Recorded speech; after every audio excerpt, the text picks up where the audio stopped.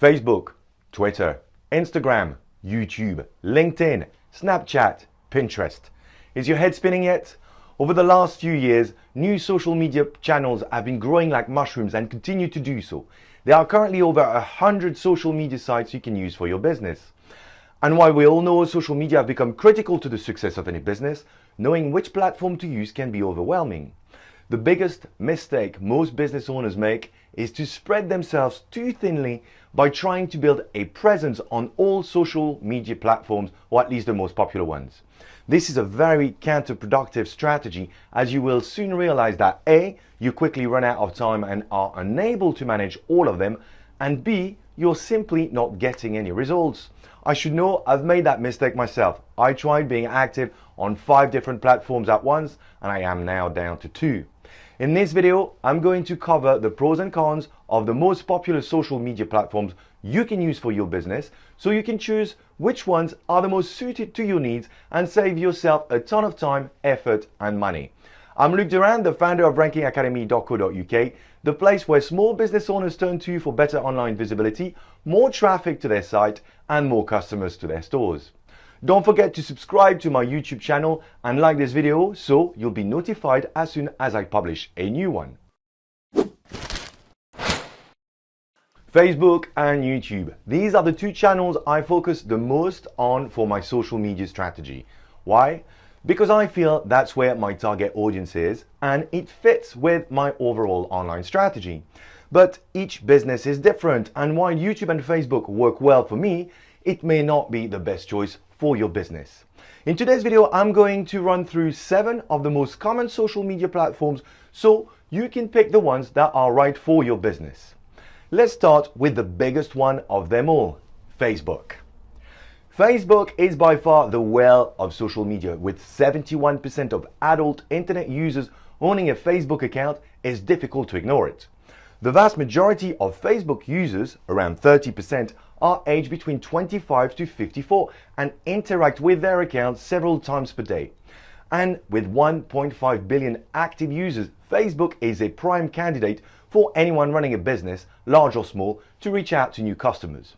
But don't be fooled into believing that every business must create a Facebook business page and spend hours on it.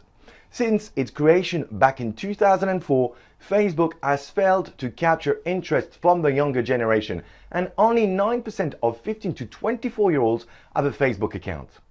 If a younger audience is your target market, you might want to focus your energy on Instagram or Snapchat, as these will be more suited to you. Finally, unlike every business, Facebook has been capitalizing on its popularity and has been very aggressive at monetizing its platform. It's become very difficult to be visible for free, and only 3% of your overall followers will see your posts, which means you will have to pay for your business to be seen. Conclusion: Facebook is the ideal platform for B2C businesses who target a large, mature audience and are willing to invest in paid campaigns. Let's now move on to Twitter. This microblogging platform, which started in 2006, now boasts 328 million users. The site allows users to send short text messages of 140 characters, known as tweets. It is also possible to share photos and videos, but it is mainly character-based. Unlike Facebook, whatever you post will be seen by all of your followers.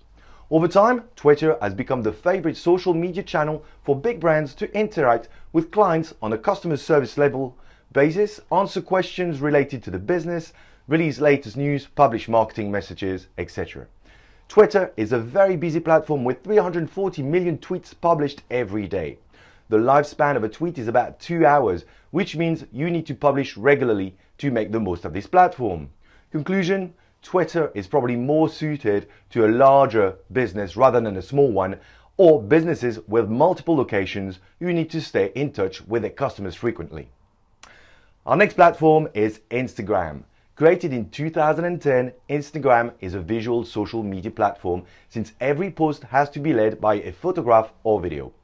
Owned by Facebook, Instagram has now more than 700 million active users. A lot of the content focuses on very visual-driven topics such as food, travel, art, and fashion. What makes Instagram really stand out of the crowd is its unique filters and photo and video editing options. Instagram's demographic is dominated by a younger audience, with 40% of them aged between 16 to 24, out of which 60% are female. Before you consider running an Instagram account, you should ask yourself if your product or service can be appealing in a photo format. If not, consider other platforms. The quality of your photo is paramount, so don't publish anything you feel is not up to the right standard. Conclusion: perfect if you are involved in the food industry, fashion and design, or anything visually appealing and you are targeting a younger audience. Let's now look at LinkedIn. Launched in 2003, LinkedIn is a professional networking platform. With over 400 million registered users, LinkedIn is great for people looking to connect with people in similar industries. There are 870,000 interest groups covering every industry for you to join. It's also a great platform to share your business expertise on specific topics by writing posts where you can share insights about your industry. Each post will trigger an email notification to your network, alerting them you have published something new, which can get shared and give your business additional visibility. Conclusion: LinkedIn is primarily for B2B businesses, and although it doesn't work very well for small brick and mortar businesses, it can do wonders for your business if you are in the marketing, finance or technology industry. Our next contender is Pinterest, another very visually focused platform. Pinterest was launched in 2010, which makes it relatively new in the social media sphere. According to Pinterest themselves, the platform now has 100 million active users worldwide. The principle is very simple. Each user can create what is known as a board or multiple boards that can be organized by categories. Think of it as a corkboard equivalent on which you can pin related images or videos. Businesses can use what is known as rich pins to add specific information such as product details and location maps. The content is heavily skewed towards lifestyle, and the most popular categories are fashion, home improvement, recipes, and weddings, which could be compared to a woman's magazine. As a matter of fact, 80% of Pinterest users are women. To build real visibility and engagement, you should consider posting 5 pins a day, which can be tricky for most small businesses. Conclusion: like Instagram, Pinterest is suited to businesses whose products or services can be showcased through high quality imagery, but directed at a female market. Moving on to Snapchat. Officially launched in September 2011, Snapchat has grown to 100 million daily active users in a very short amount of time. It has now gone public, and according to the company, there are 2.8 billion snaps created every day. Unlike other social media platforms, Snapchat is a mobile messaging application and is known for its disappearing content. Users can take pictures or make videos using their phone, which they can send to their friends, and set a time limit for which the content can be available, with a maximum length being 10 seconds, after which the content is no longer available. Since the content created is very short-lived, quality is not the prime focus. Snapchat is very popular amongst the millennial generation, with 60% of its users being under 24 years old. Small businesses can use Snapchat stories to gain followers and engagement. Stories are made out of several pieces of content from multiple users, like members of staff, can relate their daily life at their workplace. Think of it as a fly-on-the-wall documentary. This can be a very powerful marketing tool. Each piece of content expires 24 hours after they have been posted. Conclusion: if millennials are your target, you should definitely consider Snapchat, which keeps on growing at a lightning speed. And finally, YouTube. Unless you've been living under a rock, you all know YouTube, the most popular video sharing platform on the planet. YouTube was founded in 2005 and was purchased by Google in 2006. YouTube is probably more of a search engine than a social media platform, but has an enormous reach with over 1 billion users, making it the second most popular search engine after Google itself. Like Facebook, it is becoming increasingly difficult to stand out from the crowded video market, since there are over 48 hours worth of video being published every minute on this channel.